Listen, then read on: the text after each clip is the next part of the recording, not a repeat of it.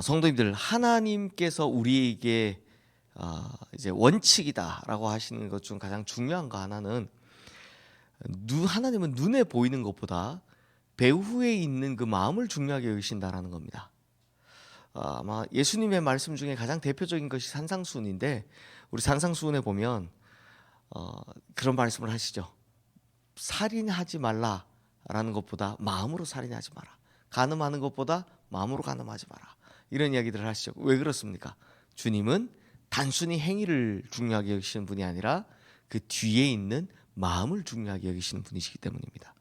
그러므로 우리는 하나님 앞에서 당연히 행위보다는 마음을 잘 보여드려야 한다라는 거죠. 왜냐? 하나님께 살펴보시는 것은 우리의 행위가 아니라, 물론 행위대로 갚으시는 분이시기도 하지만 행위를 살피시는 것이 아니라 그 뒤에 있는 내면이고 속마음을 깊이 살펴보시기 때문입니다. 오늘 말씀에서 하나님께서는 그 원칙을 분명하게 말씀하시는데요. 우리 1절 말씀 함께 읽어보겠습니다. 제사장들아 이를 들으라. 이스라엘 족속들아 깨달으라. 왕족들아 귀를 기울이라. 너희에게 심판이 있나니 너희가 미스바에 대하여 올무가 되며 다볼 위에 친 그물이 됨이라. 자, 여기서 하나님께서 이스라엘 백성들에 대해서 언급하시는데 특이하게도 두 가지 지명을 언급하십니다. 하나는 미스바고 하나는 다볼입니다.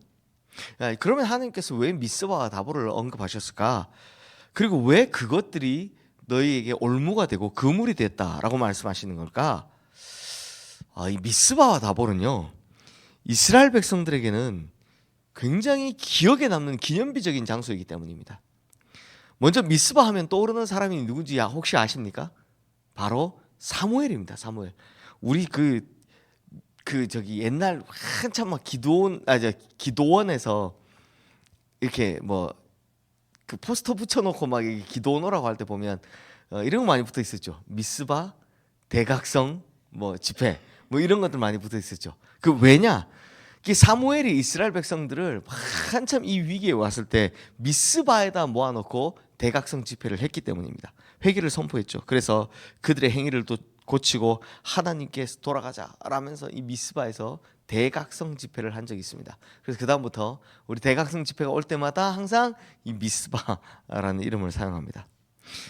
그러자 이제 사람들이 어떻게 합니까? 그때 옷이 아니라 마음을 찢고 하나님께 돌아가서 지금까지 잘못한 것들에 대해서 회개하죠. 하나님을 무서워하기 시작합니다. 그러면서 이 회개 운동이 일어났던 그 장면이 바로 미스바에서 있었습니다. 그럼 다볼은 또 어디일까요? 다볼은 드보라 때, 사사 드보라 때 이스라엘에게 승리를 가져다 준 결정적 상소가 바로 다볼이었습니다. 드보라가 나타나기 직전에 가나안의 지배를 오랫동안 받고 있었던 이스라엘이었는데, 그때 하나님께서 이제 사사 드보라 군대 장관 바락을 세우셔서 가나안과 전쟁을 치는데, 그때 어디서 승리하냐? 결정적으로 이 다볼산에서 하나님께서 승리하게 하십니다. 그래서 그때 이후로부터 사람들은 미스바를 보면 뭐를 떠올립니까? 사무엘과 대각성 집회를 떠올리고, 다볼산을 보면 드보라와 승리를 떠올리게 되더라라는 겁니다. 그래서 이스라엘 백성들에게 미스바와 다볼은 언제나 회개와 승리의 장소로 기억되었다라는 겁니다. 근데 문제는 이스라엘 백성들의 마음이었습니다. 이스라엘 백성들이요, 지나치게 그 장소에만 집착을 하는 겁니다. 그래서 미스바에 가기만 하면 하나님께서 그냥 나를 찾아오실 것만 같고, 미스바에 가서 기도만 하면 하나님께서 우리를 회복시킬 거라고 생각을 하는 겁니다. 착각이죠. 다볼산도 마찬가지였습니다. 다볼산에만 가면 하나님께서 우리를 승리하게 하실 거다라는 착각을 하고 있다는 겁니다. 그러니 이스라엘 백성들이 뭘 생각합니까? 장소에 집착하다 보니까 마음에 집착하지 않는 겁니다. 사무엘 시절에 순수한 신앙으로 돌아가지는 않는데 미스바에 가면 회개가 될 것 같고, 드보라 시절에 그 하나님께 돌아가고자 하는 순수한 열정은 없는데 다볼산에 가면 하나님이 이기게 하실 것만 같은 겁니다. 그러니 그저 마음은 없는데 미스바와 다볼이라는 상징적 장소만 찾고 있더라라는 거죠. 이것이 바로 북이스라엘 백성들에게 올무가 되고 그물이 된다라고 말씀하신 겁니다. 즉 알맹이는 빼놓은 채 하나님에 대한 그 중심, 열정, 그 사랑하는 마음 다 잊어버린 채 그저 장소만 찾고 있다면 하나님께서 그들에게 응답하지 않으시겠다라고 말씀하시는 겁니다. 근데 성도님들, 이런 일들이 그 옛날에 어디 북이스라엘만 있겠습니까? 오늘날 우리에게도 얼마든지 있을 수 있습니다. 한국교회는 제가 이렇게 한번 생각해 보면, 우리 이제 선교가 약 140년 됐잖아요. 우리 교회가 이제 언더우드 선교사님 세워서 121년이 된 거고, 그 긴 역사 가운데 한국교회 성도들에게 가장 각인되어 있는 장면이 뭘까? 가장 특별한 장소가 뭘까? 한번 생각을 해봤습니다. 성도님들 어딜 것 같습니까? 제가 아마 이 이야기하면 다들 수긍하실 것 같습니다. 1907년 평양 대부운동. 이거 이제 다 머리에 다 뇌리에 박혀 있을 겁니다. 그래서 그 부흥의 역사를 오늘날에도 허락해달라고 우리 이제 100주년 됐던 그 2007년에 아주 온 나라가 떠들썩 했었습니다. 그때 참 안타깝게도 그때 제가 들어보니까 우리 교회는 제가 그때 100주년 기념 대회 하는 그때 그 현장에 저도 스텝으로 참가하고 있었는데, 그때 이제 100년 이상 된 교회들에게 전부 다 그 기념패를 나눠줘 드렸거든요. 근데 시흥교회가 분명히 있었는데 제 기억에는 그거 안 받아 가셨다고 하더라고요. 그때 우리 교회가 한참 어려울 때라서 그때가 2007년에 우리 1907년 평양 대부흥 100주년, 제가 아직도 기억에 남았을 정도로, 그 오카노 목사님 설교가 아직도 기억에 남아있을 정도로 온 나라의 교회들이 떠들썩했습니다. 그런데 문제는 본질이었습니다. 과연 1907년에 일어났던 회개의 영이 우리에게도 있는가? 과연 1907년도에 있었던 그 사람들의 순수한 열정, 진짜 아직도 사진에 남아있는데 아기를 업고 마산에서부터 올라오는 겁니다. 마산에서부터 평양까지 올라오는 겁니다. 솥에 쌀만 얹어가지고 머리에 이고, 갓난 애기였고, 그 왜요? 올라가면서 그냥 길가에서 밥 해먹고 그러면서 평양까지 올라가서 이 선교사님들, 목사님들 따라 올라가는 겁니다. 말씀 들으려고. 요즘은 클릭만 하면 다 듣잖아요. 근데 그때는 들을 수가 없으니까 그렇게 따라 올라가는 겁니다. 그런 열정이 우리에게도 있는가 하는 겁니다. 말씀을 사모함은 제가 볼 땐 그때 100만 분의 1도 미치지 못하고 여전히 죄악의 바벨탑은 교회들이 쌓아 올라가면서 이웃들에게 사랑의 손길을 베풀지 못하는데, 그냥 1907년 평양만 이야기하면 그걸 하나님 보실 때 어떤 생각이 들겠습니까? 우리 성도님들이 하나님이시라면 어떤 생각이 들겠습니까? 이율배반적이라는 생각이 들 겁니다. 그러니 우리 역시 북이스라엘 백성들처럼, 이게 우리 한국교회가 마찬가지인데요, 너무 미스바와 다볼만 찾고 있는 모습이다라는 겁니다. 그래서 이제 하나님께서 호세아 시절의 백성들을 책망하십니다. 뭐라고 책망하시겠습니까? 당연히 정신 차리고 돌아와라 했죠. 우리 4절 말씀 함께 읽겠습니다. 그들의 행위가 그들로 자기 하나님에게 돌아가지 못하게 하나니 이는 음란한 마음이 그 속에 있어 여호와를 알지 못하는 까닭이라. 자, 하나님께서 전곡을 딱 찔러서 말씀하십니다. 너희가 하나님께 돌아가지 못하는 것은 음란한 마음 때문이니 너희 음란한 마음을 돌이키라라는 겁니다. 하나님께서는 우리 마음을 살피신다 그랬잖아요. 우리의 심령과 폐부를 정말 살피시는 분이신데 이스라엘 백성들이 깨닫지 못한 걸 말씀하시는 겁니다. 무슨 말입니까? 음란한 마음. 이 음란한 마음은 무슨 말입니까? 육체적 음란함 그것도 있지만 그것보다는 이 바울에 대한 이야기를 하는 겁니다. 바알에 대해 이야기하는 겁니다. 바알을 섬기는 채 하나님께 나오기는 하는 겁니다. 선물만 가지고. 그 6절 말씀 우리 함께 읽겠습니다. 그들이 양떼와 소떼를 끌고 여호와를 찾으러 갈지라도 만나지 못할 것은 이미 그들에게서 떠나셨습니다.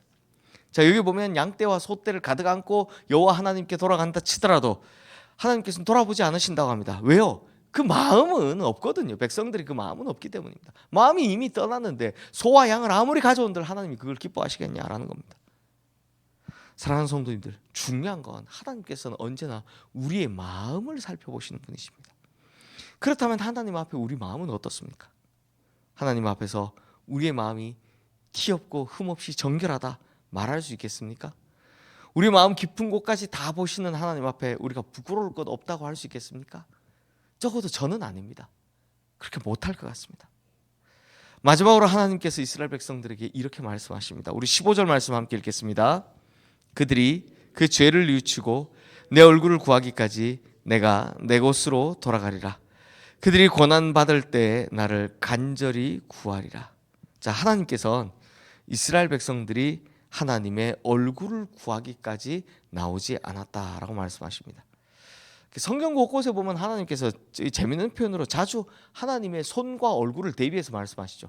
내 손이 뭐 오른손이 이런 표현하시고 또 내 얼굴이 이런 표현 잘 하시죠. 이게 무슨 뜻이냐? 백성들은 하나님 손에 있는 그 선물과 영광을 기대합니다. 하나님 오른손에 있는 강함을 기대합니다. 하지만 하나님께서 정말로 원하시는 것은 하나님의 백성들이 하나님 손에 있는 것이 아니라 하나님 얼굴의 영광을 구하는 것이다 라는 겁니다. 여기서 하나님 얼굴이란 하나님 존재 자체를 말하는 겁니다. 제가 어릴 때요, 저희 아버지께서 이렇게 흔히 이제 회식하신다 그러시잖아요. 회식하시고 좀 늦게 들어오시면 저희가 사는 집에 이제 택시 서는 소리가 킥 하고 납니다. 그러면 제가 제 방 바로 앞에 소리가 나면 아버지 오셨구나 하고 쪼르륵 나가는 겁니다. 쪼르륵 나가면 제가 어릴 때는 뭘 기다리면 아버지가 그때 꼭 그냥 안 들어오셨어요. 꼭 먹을 걸 이렇게 사서 들어오시는 거예요. 그 까만 비닐 봉투, 사투리 봉다리를 들고 이렇게 띵동 하고 아버지가 들어오시면 오셨습니까? 하고 문을 열고는 제 눈이 아버지 얼굴에 있겠습니까? 인사를 하는데 제 눈이 아버지 얼굴에 있겠습니까? 아버지 손에 있겠습니까? 아버지 손에 뭘 들렸는지만 그게 뭘 가져오시는지만 궁금한 겁니다. 그래서 인사를 하는데 눈은 아버지한테 없고 아버지 손에 가서 오셨어요? 하고 뭐 사오셨냐를 보는 겁니다. 그냥 아버지가 제 머리를 콩 때리면서 야, 이놈은 진짜 아버지 얼굴을 보지도 않고 그냥 뭐 사왔는지만 본다. 근데 그때는 그 기억이 되게 남았는데 저희 아들도 똑같습니다. 제가 뭐 사가면 저 쳐다봅니다. 제가 뭘 사왔는지만 쳐다봅니다. 근데 이게 우리가 하나님을 볼 때도 똑같은 겁니다. 지금 호세아서가 이야기하는 게 뭡니까? 내 손에 뭘 들려있는지만 보지 내 얼굴 보려 하지 않는다. 이게 무슨 말입니까? 온통 선물과 축복 뭐 이런 것만 기대할 뿐이지 하나님에 대해서 그 존재 자체에 대해서는 관심도 없다 라는 이야기를 하고 있는 겁니다. 그러니까 하나님에 대해서 자꾸 뭘 달라고만 구할 것이 아니라 하나님 존재 자체로 만족하고 행복한 신앙생활이 되라 라고 말씀하는 겁니다. 그렇게 할 때 하나님께서 자신의 손에 감춰뒀던 이 모든 것들을 선물로 주시겠다라는 거죠. 그러므로서 우리 성도님들 하나님의 원칙을 깨달으셔야 합니다. 하나님은 행위를 보시기보단 뭘 보신다? 우리 마음을 보시는 분이시고 하나님 손을 보기보단 하나님 얼굴을 봐주기를 바라신다라는 겁니다.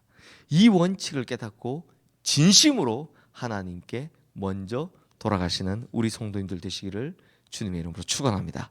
그래서 하나님 앞에서 부끄럽지 않은 모습으로 하나님 얼굴을 찾아서 하나님께로부터 기뻐하는 백성이다 라는 인정을 받고 그렇게 해서 수많은 선물을 받게 되시는 우리 성도님들 되시기를 주님의 이름으로 축원합니다. 이 시간 오늘 주신 말씀 기억하며 우리 함께 기도하겠습니다.